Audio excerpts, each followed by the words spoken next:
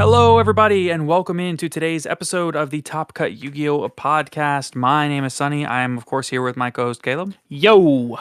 And before we get too far into today's episode, I want to take a moment to not forget this time and thank our patrons.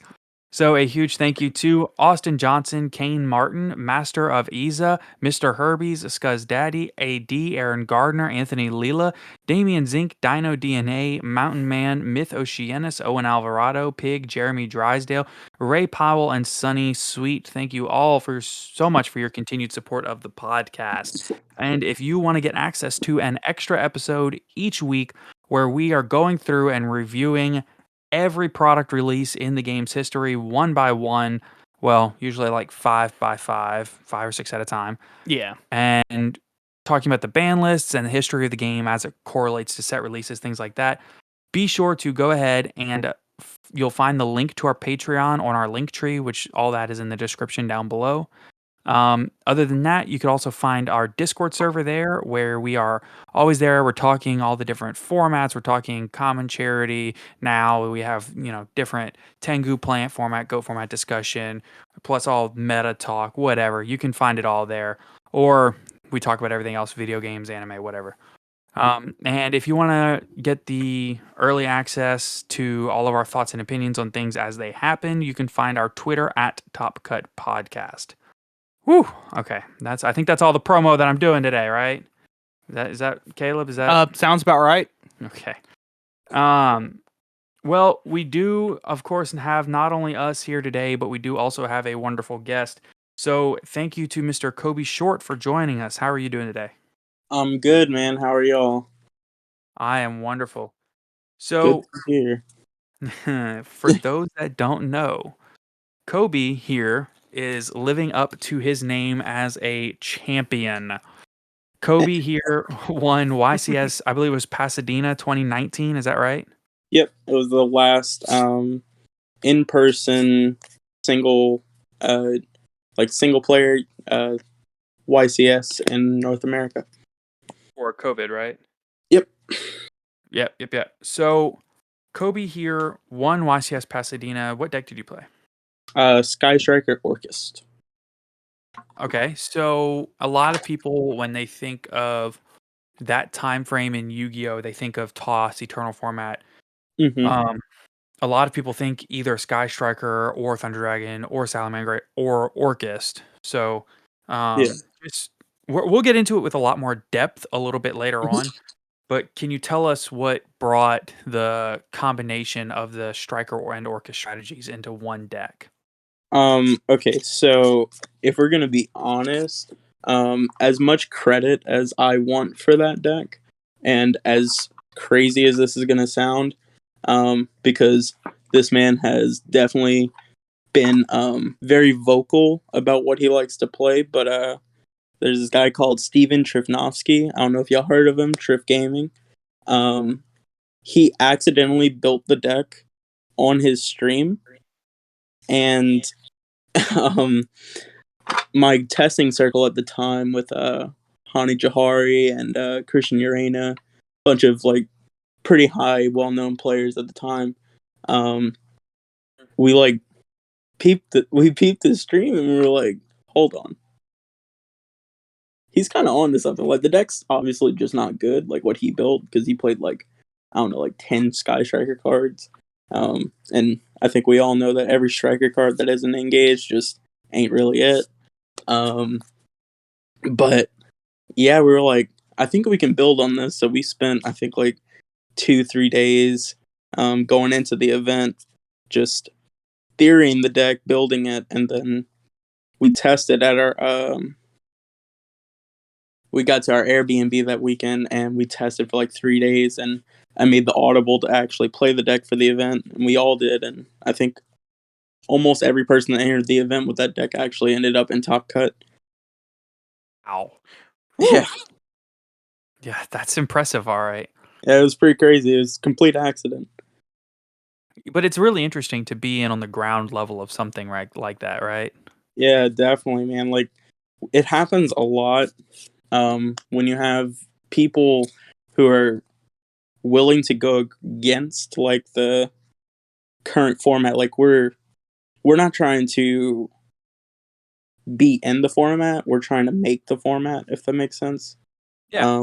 Because like little known fact of like competitive Yu-Gi-Oh play, but um, this is something that Patrick Hoban touched on in his book Road to the King a long time ago.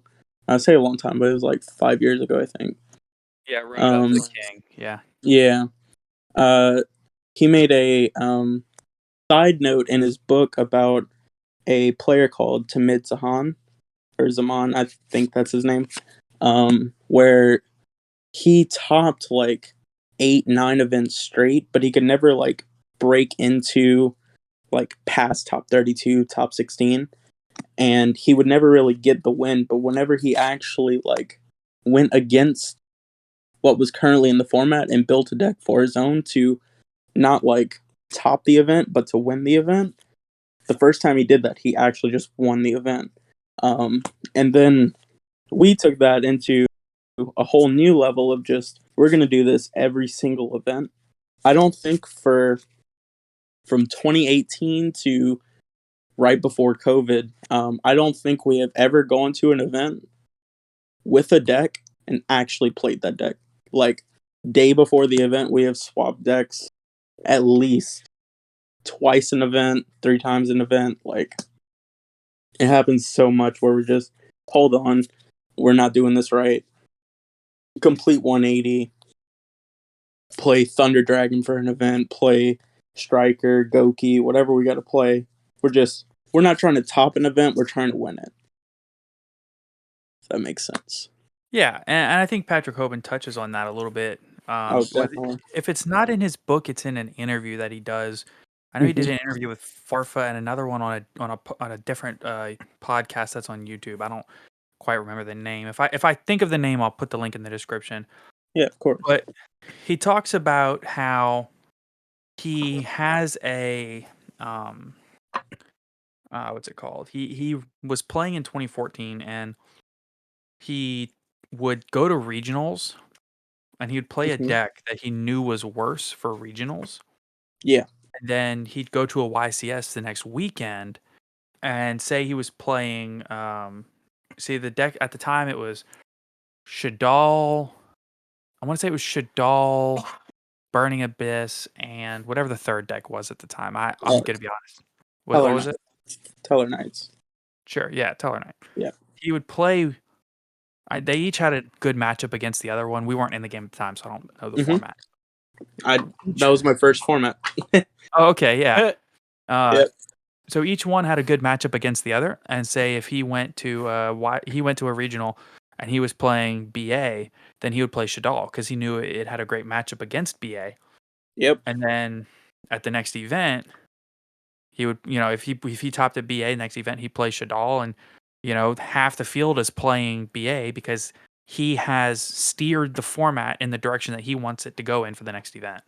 Yep. So When you're under that spotlight of just like everyone wants to know what you're playing and everyone will know what you're playing because like information in this game is so hard to keep to yourself with like there's so much media coverage now like on YouTube everyone's putting up deck profiles everyone's making like they're talking about it right, and look whenever you go into an event from like 2014 to 2016 the first thing you hear is I want to know what Patrick Hoban's playing right, like every single event. And yeah, when me and Hani first started, we started out like going to case tournaments around here, like just trying to get better, but we didn't really know how because we never really had people to just like teach us the game. We were finding this out on our own. Um and we're like, okay, we want to be like that. We want to be the ones that people want to know what we're playing. So we just decided like one day it was just it's gonna happen. Like we're gonna be the best players in the game at some point. Um, and luckily now we both have YCS wins. there We're you go. both working it. Well, that brings me.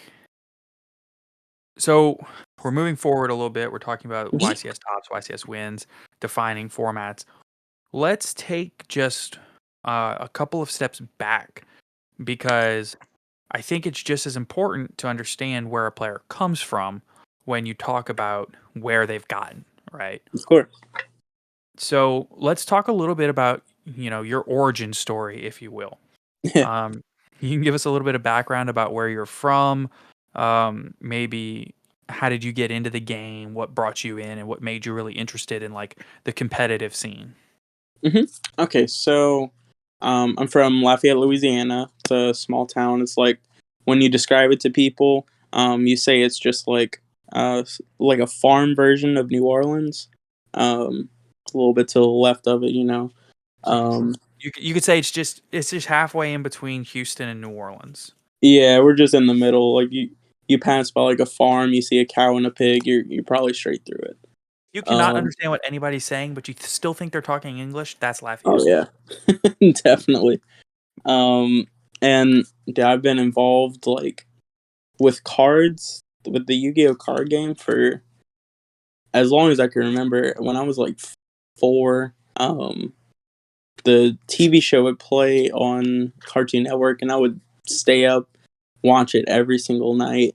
4 or 5 years WB6. old. Yeah, and I'm like, man, I want to summon Exodia. Like, I'm trying to win the game, but I didn't know what the game was. And then my parents bought me a pack of cards, and like it all kind of started there. And then I think I took a break for a little while because like I'm a kid, I'd lose interest really quickly. Um, and then I hopped back in when I was in like just about to get into high school, so like 2012. Um, and my first deck, dude, the win con was I would have to open and like I only played one of these cards, by the way. I would have to open Quick Draw Synchron, Sonic Chick, or something. I'd just summon a level 6 Synchro and just hope it stick there. Like my deck was terrible. I didn't really know what I was doing. Ah, But I remember I remember those decks. For oh real. yeah, Mine was Playground mine was Yu-Gi-Oh. mine was Dark Balter the Terrible Turbo. Oh man, I don't. Does he have fusion materials? He Like real does have cards? fusion materials, and I was determined to draw one of each of the fusion materials and my one polymerization in a 60 card deck. Oh nice. You played At a 60? regional in Blackwing format. You had the Dark Hexfield fusion in there too. I mean, Okay, yeah, okay. we were getting there. I mean, this coming from a guy who's running a deck that ran 3 copies of Blue Eyes White Dragon, Blue Eyes Ultimate Dragon actually, I mean, Of yeah, you got to course. get there somehow. and Montage. And Oof. my strategy was pitch it through Blue Eyes for Montage Dragon, and then Dragon's Mirror into Blue Eyes Ultimate. Hey, I at mean, it least was you had a strategy. What? yeah. Sometimes I would summon Turbo Warrior because he was red. Like, Listen, we have been there, okay? Oh yeah, yeah, man. no, been there, done that. Like, dude, I was bad for so long, and like, I would just mess around. Like, I never took the game seriously. But my local scene in Lafayette at the time was like, it was. So there's been 2 different local scenes in Lafayette. There was this at the first about 2010 to 2013. Um, it was super competitive. You'd have like 30-person locals, 40-person locals every week.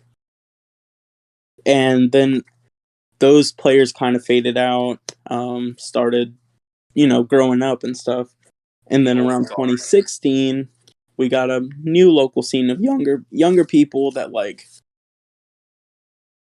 they want to be competitive because the game is so accessible at the time, but they don't really know how because we don't have those older players anymore to like give us their knowledge in a sense to learn from.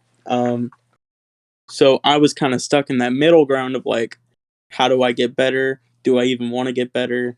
Why are my raccoon cards not working? Like, I don't know, man. It just wasn't happening. So we went to this tournament, and I played my. There was this old deck. It was raccoons. The only playable card in the deck was Obedience School. That card is still crazy today. But back then, Obedience School was like a 1 card Materia Beast, which was pretty okay, but it's unsearchable 3 of, so it's not really going to get you that far. Yeah. So I was playing that, and people were summoning Shaddoll monsters, and I was like, should I be doing that? Like, y'all are summoning 2 monsters in a turn. I might be summoning one. Most of the time, I'm setting one. And they're like, yeah, man, you should probably look into it. So at that point, it kind of just clicked. I'm like, okay, I guess to be competitive, you have to, I don't know, play a competitive deck. So I like started net decking and stuff. Looking at topping decks. I zoned in on like a few players at the time, like Patrick Hoban's the first one. Sahabi, he was a world champion from Canada. He played Infernity. Um, let's see who else. Billy Brake. There's so many, all the old players, man. I looked up like SJC formats of like old Pojo forms, trying to see everything. Like I read Philly Luna matches, Joe Orlando, Joe Bogley. Like there, I read it all, man. And I'm like, okay, I see what they're doing, and I'm gonna learn from it. So I started playing Shaddolls, and I got the first regional I ever went to. I made top 8. So in my mind, I was like, okay, I don't suck, but I could be better. Like, not to like brag on myself. It was just like, like first regional, nobody expects to do well. But when you're sitting at like table 2 in the last round, you're like, okay, it's starting to click finally. And ever since then, man, it's just been a whole roller coaster of like ups and downs of playing in different formats and stuff. I have stories of it all. But that's pretty much my origin story. Just getting into Shaddoll format being the first one. And I got to experience pendulums. And I understand the hate that people have for it, but those are some cool cards, man. Like summoning 5 monsters. Yeah, but like going back to your first time like doing well at a regional, Mhm. first time regional. Did you, just out of curiosity, like whenever you realized, wait, I'm at the end here at the top tables, do you get like that fish out of water? Like I'm kind of uncomfortable because I don't like that feeling of I shouldn't be here, but I am. Oh yeah, man. Look, when I'm sitting down with my rubber mat and my sleeves and like my anime flavored deck box, like, and my opponent sits down with their calculator case, their spellground mat, their deck box that has like stickers on it of like different YCSs and stuff. I'm like, man, you are so much better than me, but why are you losing? Like, like, come on, man. Like, I should not be right here right now. Can someone beat me so I can go back to where I'm supposed to be? Like, when I get super cocky whenever I'm like doing well. And this is always something that like I've told myself that like how I have to be. When I'm playing, I kind of like forget how to lose, if that makes sense. Like you don't really see lose cons for yourself. You kind of just find win cons. Like how do you win the game? It's not how do I lose the game, because I don't like having that negative aspect in in the game. So it's always just like I'm trying to win the game as much as possible. And whenever I'm doing well, I'm gonna that energy is coming off of me. So even when I'm like first regional ever, like I still got the energy, but inside I'm like, it's about to happen. Like pessimism, That internal screaming. Oh yeah, big time. It's So, like, uh-huh. do you still find yourself when you go to tournaments getting that like do you ever find yourself getting those pre-tournament jitters? Every single tournament I play in, round 1, I genuinely like shake. Like it's a new feeling every time. That's something that keeps me in the game even now. It's like I always told myself, man, if I'm not having fun with the game and I don't have that competitive spark in the game, I'm not going to play the game, because I could be doing something better with my time, Um, Yeah. it's just every time it's like round one, I get so nervous, and then it takes me about like a turn to kind of like settle in and be like, okay, it's game time. Like, gotta do what you gotta do. But every single tournament, round one, you just never know what to expect. I think that that's something that a lot of players can speak to Mm-hmm. is whether it's just adrenaline pumping or nerves or whatever. I feel like sure there's some outliers, right? There's people that just sit down at a tournament and they're just like in their element and they feel like, all right, well, I'm here now, this is where I'm supposed to be and Yeah, they just Let's do this. right. They just yeah, hit their comfort definitely. zone. But That's when I've you always tested for like 2 months straight, and you're like, okay, it's time to go, and then you lose round one to normal summon inspector border. It happens every time, man. The yeah, hardest round in the tournament's round one. that's it. So is there anything that you can attribute to taking that step from whether it be topping, winning, whatever your first regional, to moving on and going to and topping an event at the YCS level? Um, let's see. So I got my first YCS top in 2017. Spiral format. That was the weekend Spiral cards came out. Double Helix. Um,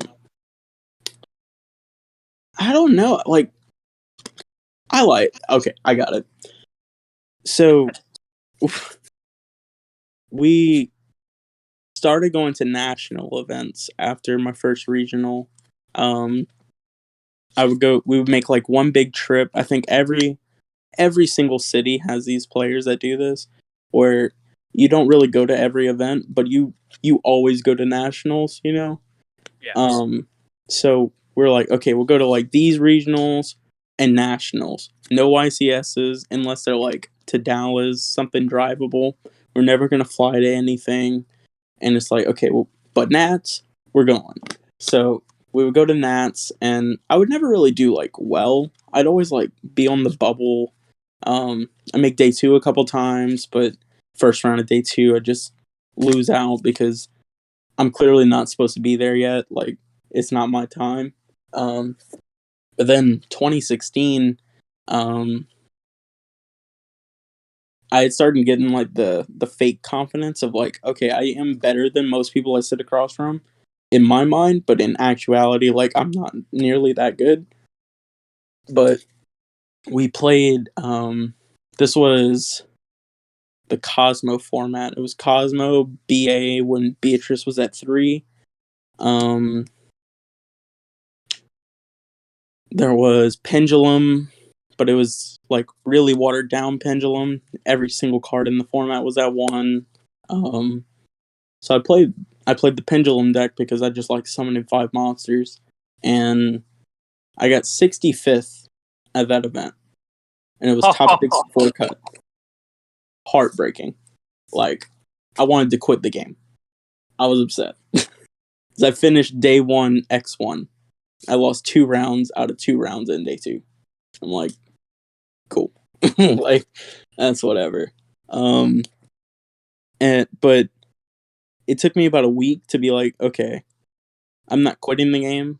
I'm just going to take this game so much more seriously because I am better than 65th place. I'm going to win an event. Like, I'm not settling for getting close enough. I'm going to do it. And then we went through zoo format, and then spiral format. It just kicked off, and I'm like, okay, it's time. Uh, top that event. I topped 8 at that event. Probably could have gone a little bit further, but I drew some of the worst hands I've ever seen in my life in top 8. I opened What happens? Yeah. I still have the hand card for card. So I opened triple spiral resort, terraforming, double master plan. And my opponent was Brian Levine. He activated set rotation, which put a field spell on my field. He put Oracle of Zephyra, and just never activated Ancient Fairy Dragon. So every single card in my hand was unplayable. And I'm like, oh, yeah, you got it, dude. Congrats on top 4. Like, and So, yeah, how many YCSs have you topped at this point? 3. Okay. Yeah, I You have. remember what they are? Yep. So when your tops are like not many, you can name each date, all of them. So it's You say that. like, Joe Giorlando was on our podcast and he had 11 and he named them all and the dates. oh Jesus, you got me crushed. So I got YCS Dallas 2017 with Spiral, YCS Chicago 2019 with Thunder, Danger Thunder. That was the first weekend the deck was really known, and YCS Pasadena 2019 with Striker Orchis. I made it a point to myself to top at least once a year, but 2018, that year just didn't happen, you know. It happens. Yeah. Life gets in the way, that kind of thing. I like we made the Goki deck before that deck was even known. Like we were U-boarding people and no one knew what these cards did. They were laughing at us summoning 2 warrior monsters and summoning Isold, but they didn't know that was just an FTK. That game was over. I won 4 regionals in a row with that deck. So I'm a little sad I never got a YCS top with that deck, even though like I definitely should have, I think. But yeah, I will say towards the end of 2019, start of 2020, that is the most confident I've ever felt in this game. I went since Pasadena to the last event before COVID, which was a regional on the 28th of February. I never placed lower than 4th place at any event I went to. Like I was on a tear, man. So I've Yeah, it starting sounds to, like it. I'm starting to feel like I'm hitting that point of like, okay, I'm starting to get it now. Hitting Finally, your stride. yeah. Yeah. So just out of curiosity, Mhm. just being nosy, how many YCSs back that during that time did you go to a year? Are you talking? Do you want me to go like? You want me to start in like 2014 Just or? like in general, when you felt like you were at that competitive level, like how many YCSs did you generally just try to go to? Okay, so when I started to get competitive, like actually in 20, I will say 2015 with Necros, we would go to. I would make it a point for at least 3 YCSs a year, nationals, and at least 10 to 12 regionals a year. 2017 to about 2018, it was 4 YCS a year, nationals, and 15 to 18 regionals. And then 2019, it was every single YCS in North America, um, nationals, and 32 regionals. Yeah, because I really wanted to try the regional grind for Worlds points, going into 2020 season, because I accidentally just won a YCS, so it was like I have to do it now. Hey, big points. Yeah, I get 64 points. Like you can't just do nothing with those. But I'm sitting at 21st place right now. And without the IRL events, because I'm not a big fan of remote duels. Without IRL events, it's going to be a little difficult to crack that top 16 place, but can't give up hope. Yeah. So how did you decide when you were like at a level to where you could travel to a lot of YCSs? Basically, it was just like if you're having fun, you're going to be doing well because you're actually just you want to be there. And it was mainly just the more friends I made out of state. Like, I have friends all over this game. Like, all over the world, people that like I still talk to today. It's just like when you want to like hang out with them and stuff, like it's not like you could just go outside and just be like, "All right, see y'all in like 2 minutes." Now you have to like you only get to see these people like maybe once or twice a year if you don't go to many events. Um so it's just I was like, okay, I like seeing these people and I like playing Yu-Gi-Oh and I like just the atmosphere of YCS is like it's so much different than anything else I've ever done. And it's like, okay, I just want to experience this as much as possible.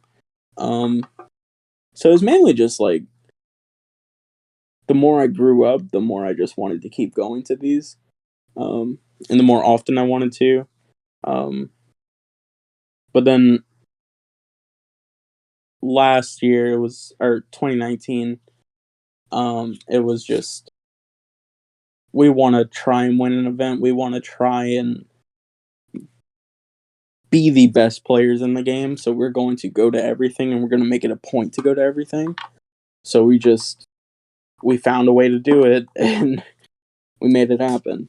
Like I don't really know what really was the full driving force of it other than just seeing all the people that I've met over the course of the game and just that competitive drive of just I want to do this as often as possible.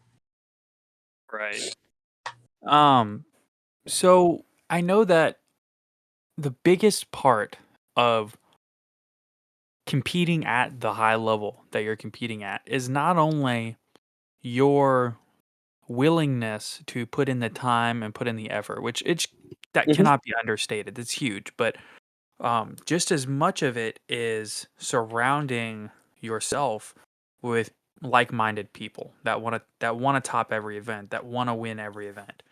Correct. So, is there any particular way that you went about like connecting yourself with these people, or did they just kind of naturally fall into your friend circle?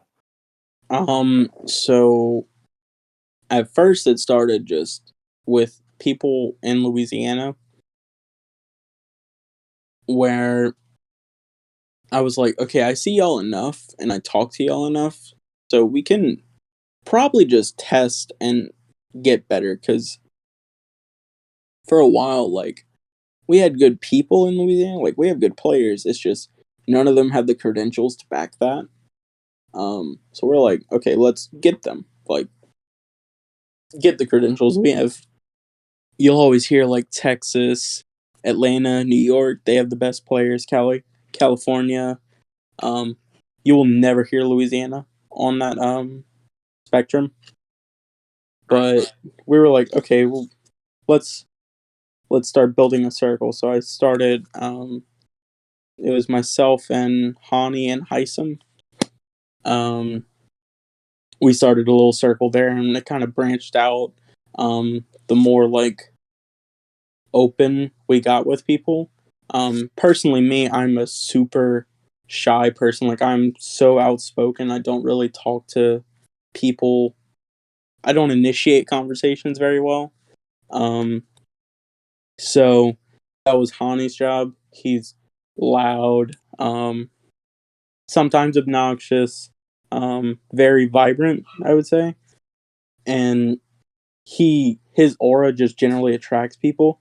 So they would join our circle and I would just happen to be in it. But then I would make good friends with all these people as well. Um, I At one point our circle was too big, if that makes sense, because we had too many ideas like floating around at once to even consider testing all of them. So we had to like there are ideas that we brushed to the side that we probably just shouldn't have, but just with the sheer amount of ideas we had, it just it's impossible to actually like focus on all of it. So we did have to like chop down our testing circle or like branch it into different sections. kind of like a little social media network. Like, we just, okay, y'all test this today, we test this today, take down notes. That's actually a big spot of where our group chat came from. It's called Take Notes. We were like, okay, you're taking notes today, and it just stuck with us for a while. And every single group would kind of meet together. But we always had that little core group of just, okay, we're all testing, we're all like bettering everyone else. But yet lately, I kind of branched into my own testing circle with my team. And it's definitely a change of how we test, because this is they test decks completely differently than I have before. So it's a lot about bringing my own ideas into that group and making that group as good as possible, while still keeping their fundamentals. I don't want to go in there and just change everything that they do, because like that's just not right. Like, they've done well at other events just like I have, and like their ideas have worked, so have mine. So it's not fair to say that my idea is just straight up better than their ideas. So I can't just force change on them, but like it's It's a learning process, right? yeah, it's kind of like a melting pot. Like, they're taking my ideas into consideration, I'm taking theirs into consideration. I think overall it's just making us all considerably better. If that makes sense. I got you. Yeah, definitely. So, let's go in and talk a little bit more in depth about somewhere where you probably have a lot more experience than most. Hmm. Um, I want to talk a little bit in depth about the Eternal format Yep. and how it is similar, compare, contrast it to the format that we're actually in right now.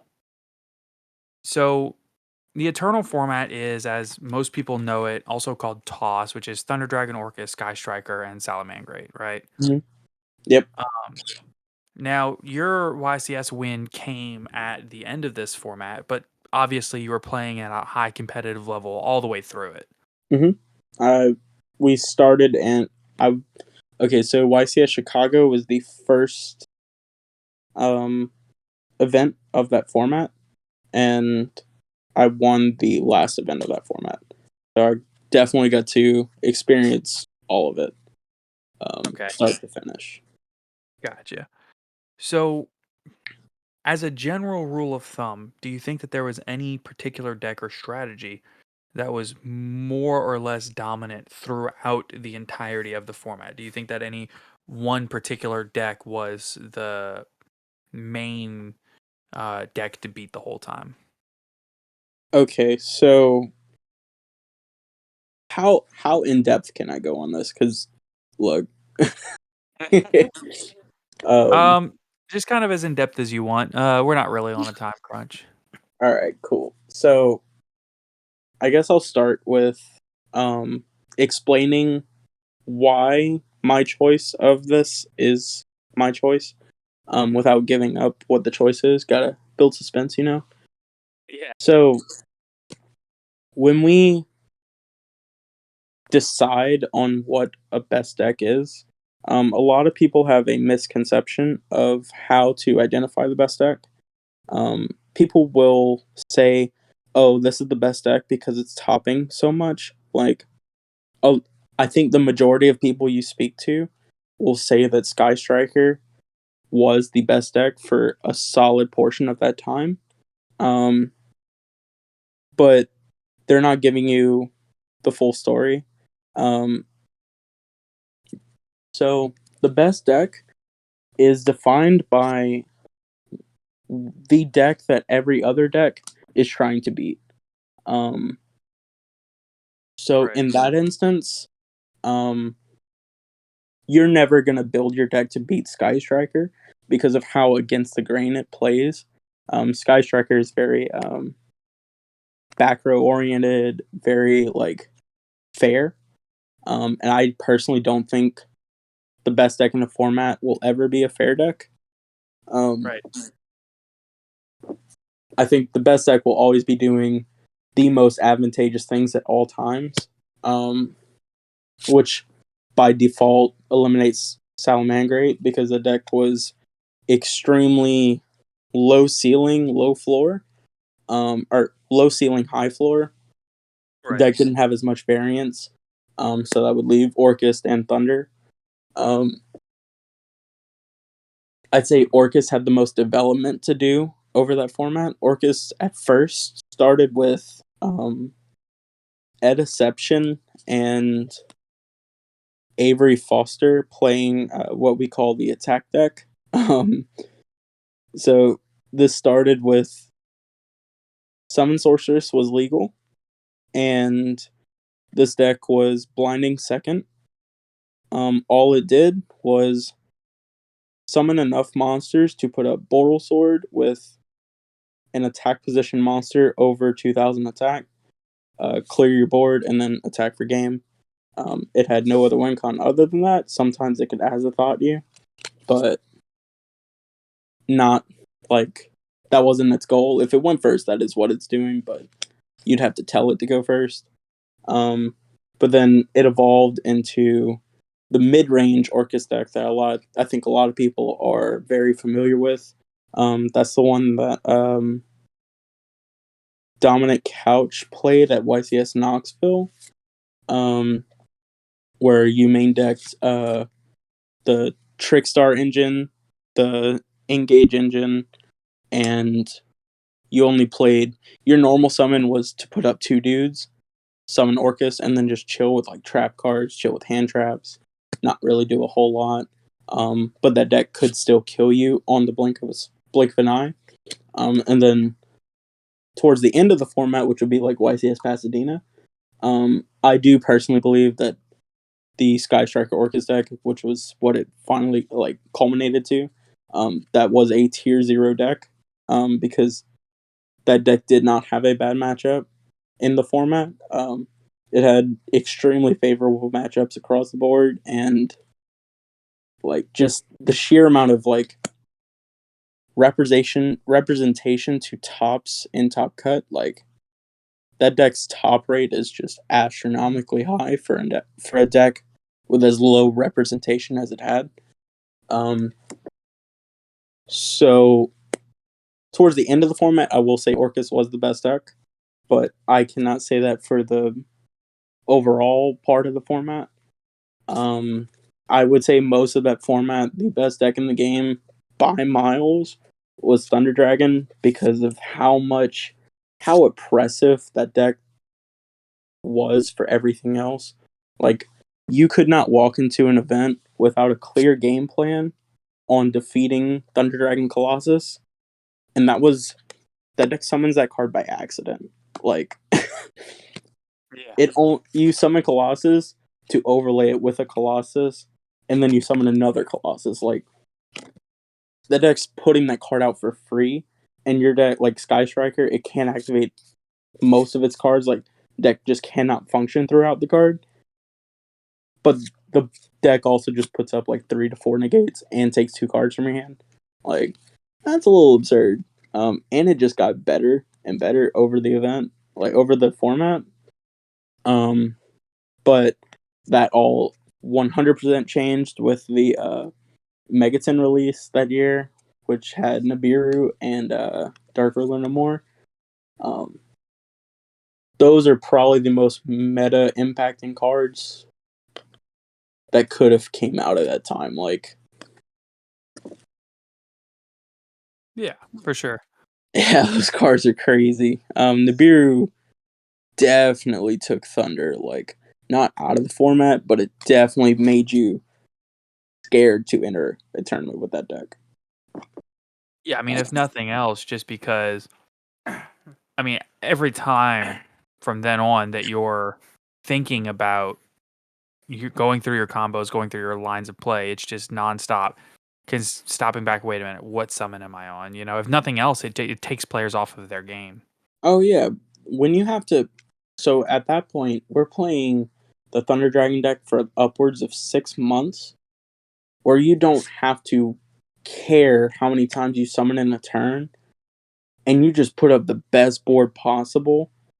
That cannot, like, the board that we're putting up with the Thunder deck at that time was like Colossus, Hope Harbinger, Zombie Stein, and we're like, okay, this is gonna be evenly matched. A spell card, they can't search, and like they started with 4 cards. That's good enough.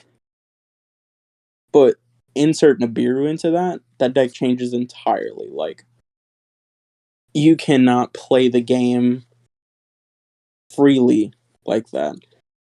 And Right. I'm personally a fan of cards like Nibiru. I think the threat of that card existing is so much better than the card itself.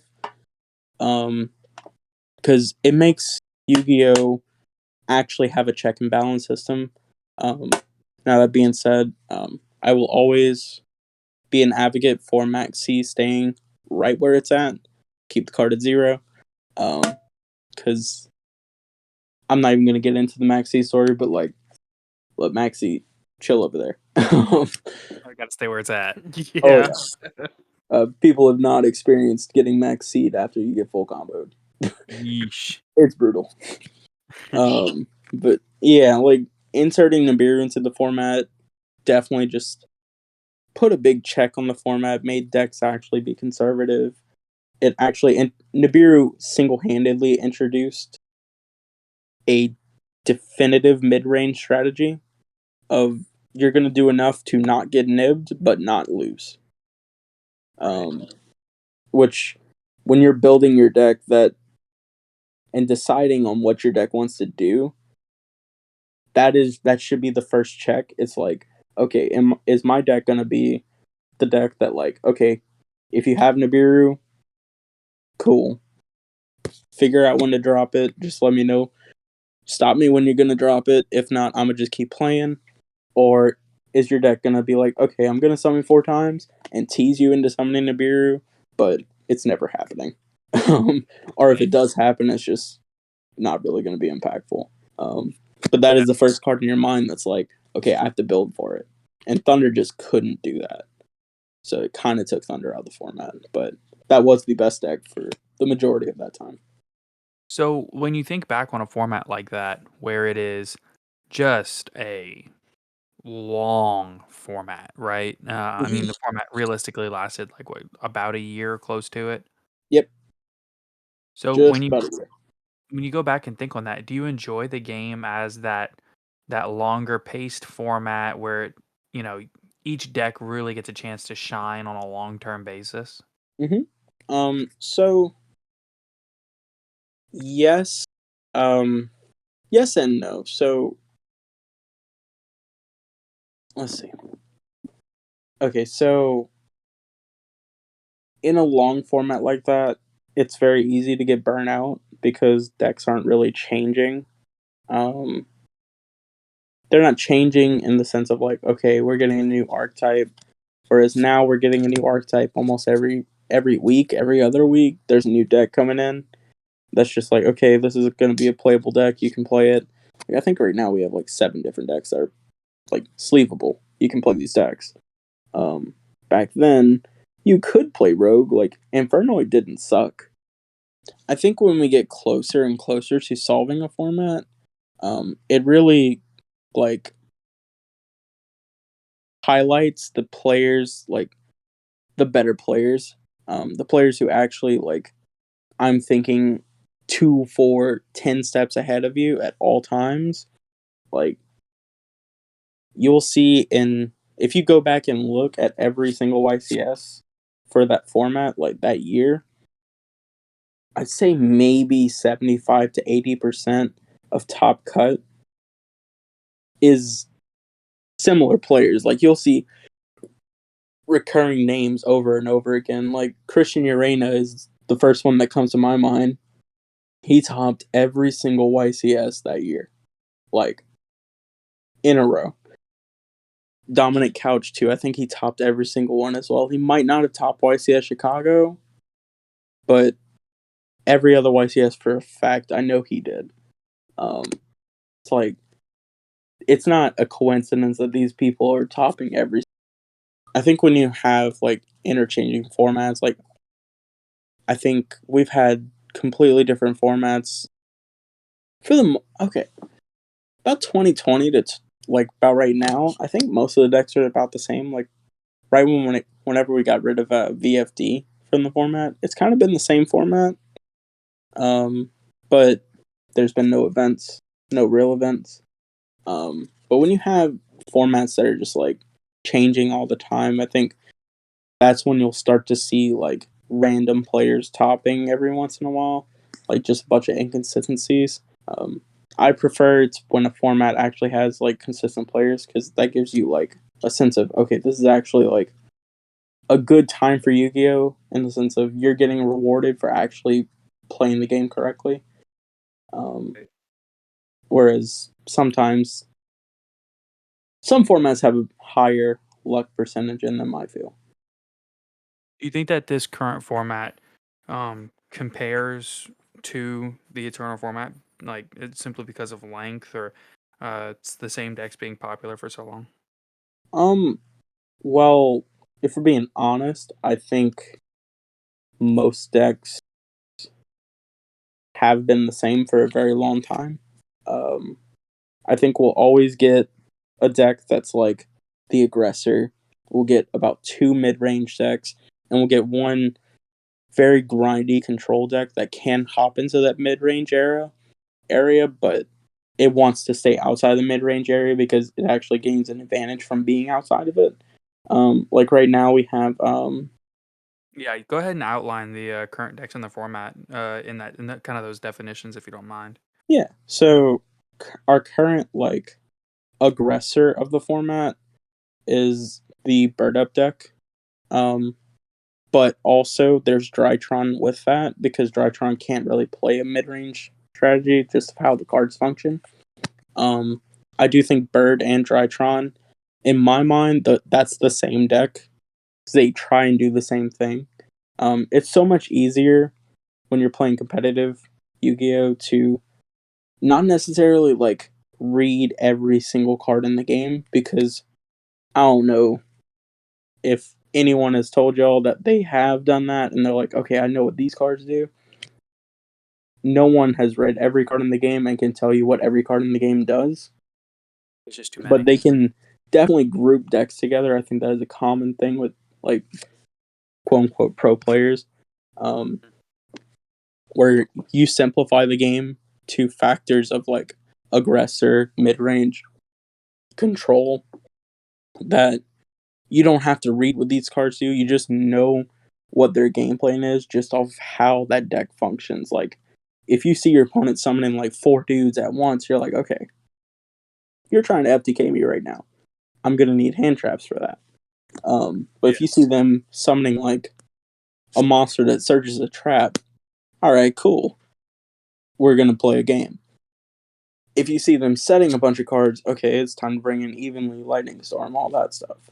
Um, but like okay, so Birdtron, those are our aggressors. Mid range is going to be both Sorcel variants and like Tri Brigade. And the B deck. I know Herman's been playing that, getting a lot of success with it. Um, and then our control deck is the Eldritch Trap deck. But that deck can also play the role of mid range, just off of how those trap cards and the Golden Lord kind of interact with the format. Like big monsters are very powerful, and DPE is so oppressive that like it can kill you on turn two if you're not doing anything. You can't just pass and live a turn. They will attack for game. Like that deck can use its extra deck. Um, Where do you think Invoke Shaddoll Dogmatica falls into that? Because I think with the addition of DPE, it is Mhm. definitely I don't know if we had it in tier one when we did our tier list, but you know, it falls into that effective range of a high level deck. yeah, so it's definitely something that like players need to be aware of. Like deck's not bad. Um, personally, I think that deck has to main deck so many cards to go against the format that it's very hard to justify a tier one status. Um, I do think it like there are certain events that like, okay, this is gonna be the event to play this deck because people are under preparing for it. Any event that like Winda can actually shine in, where you're not getting Dark Ruler, you're not getting Dropleted, Cosmic isn't in the main deck, stuff like that. Um, those are definitely events where like Winda is tournament winning. Right. Um, It's tournament windowing, definitely. 100%. And like right now, I think people are attempting to beat DPE like too much, so it's not the time for that deck to succeed. Because if DPE can't really get you there, the deck's main win con is like not working. Like Alistair, he's not enough to win you a game, but he'll keep you in the game if that makes sense. Right. Where DPE, that's your closer. Like that card's Yeah. just so impactful. And people are starting to acknowledge, like, okay, if I don't have a check for DPE, my deck is not going to be functioning. So I have to play a deck that inherently like interacts really well with it. So that's when like the Sword Soul deck starts coming in, cleaning that deck up, and Bird Up for sure. Bird Up trades so well with DPE as long as it's not getting winded. But yeah, I do think that the Invoke deck is very good. It would fit somewhere around mid range, but I don't think it's necessarily tier 1. I would put it right on the verge of tier 2, but high end tier 2, if that makes sense. Yeah, definitely. So we are running out of time, but I have one last question that I want to ask you before we move on. We, mm, well, it seems that I have forgotten what the question is. Oh no. Oh, I remember. So you said while there is always an aggressor deck in the format, Mhm. there is usually a deck. Well, the aggressor deck is not always the best deck in the format, right? It is. It should be perceived as the best deck because it's doing the most unfair things, but I don't. It won't necessarily take the most tops in a format. Like, So when you're going into an event, how do you choose what deck you're going to play? Do you choose the perceived best deck? Do you choose the aggressor? Do you choose more of a mid-range strategy, or do you kind of play something that plays to your strengths as a player? so when I go to an event deciding what to play, um, I think it's easiest to look at the past event because I do think a lot of players have the mindset of I'm gonna play the deck that just did the best at the last event. Um, so they're gonna gravitate towards playing like, okay, Bird Up took 16 slots in X event. I'm gonna play Bird Up. So there's gonna be like a extreme amount of Bird Up at this event. I'm gonna be like, okay, what deck has a good check for Bird Up? That would be like Sword Soul, something like that. That just okay can play enough hand traps to beat this deck while still playing its engine. And its engine still does unfair stuff because Protos is just an insane card. Um, so for that event, okay, I'm gonna play Sword Soul. But if it's the opposite, where it's like, okay, Sword Soul's taking too many slots of top cut, I'm probably gonna play the Eldritch deck. Like that deck just trap cards trade so well. If your opponent's investing 2 monsters into the Synchro Summon, alright, cool, Solemn Strike. You're just down 2 cards, and now the Eldritch deck just eats you alive. Like that deck's just insane in simplified game states. But that's assuming the Sword Soul deck is being the most popular, taking away the Bird Up deck, and then the Bird Up deck isn't in the format as prevalently, so you won't be getting Zeused as much, which is the main threat for a trap deck. So that check is out of the way for you. So in that instance, for that event, the trap deck might quote unquote be the best deck, but it's not the best deck of the format, if that makes sense. Right, right. Um, well, I think that's going to wrap us up. Do you have any closing thoughts that you want to put out there before we go ahead and wrap up the podcast? Um, Yeah, let me just put a shameless plug. Shout out to Pandemonium Gaming. That's my current sponsor. They have been fantastic sponsors. They have a shop out in Kenner, Louisiana. It's basically New Orleans. Let's say for those that Definitely, don't know, Kenner is like basically New Orleans. yeah, it's the same place. They're hands down the best sponsor. Very fun people. Yeah, I think that's it on my part. I don't really have much going on. Alrighty. Before we go, we have, of course, our podcast question of the day. We do it on every episode. So the previous episode's podcast question today was, what is one archetype that you would like to see get some legacy support? Do you have one that you would like to see? Oh, dude, if y'all can give me some Vendread cards, that would be insane. Just give me a Vendread card that doesn't like.